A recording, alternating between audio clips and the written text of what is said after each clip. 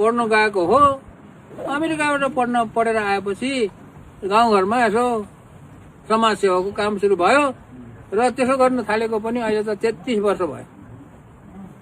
33 वर्षसम्म मैले कसैको जागिर खाएन, कसैको चाहिँ भनौँ न कुनै किसिमको व्यापार गरिन, अनि कुनै राजनीतिक पार्टीमा लाइन। जनतासँग बसेर अब जे गर्न सकिन्छ जनताहरूलाई सहयोग हुने किसिमको कामहरू गरेको कुराहरू तपाईँहरूलाई थाहा छ होला।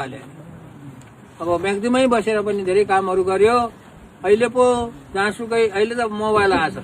यो मोबाइल नआउँदै, यस्तो अहिले सबैको हातमा भएको मोबाइल नआउँदैको समयमा यो चाहिँ मोबाइलले टावर नबनाउँदै त्यो त्यति बेला उहिलेको समयमा मैले अलिकति दुर्गम गाउँहरूमा, धेरै जिल्लाको दुर्गम गाउँहरूमा इन्टरनेट पुर्याउने काम गरेको हो। त्यो चाहिँ त्यो पनि समाजसेवाकै काम गरेको, पैसाको लागि काम गरेको होइन।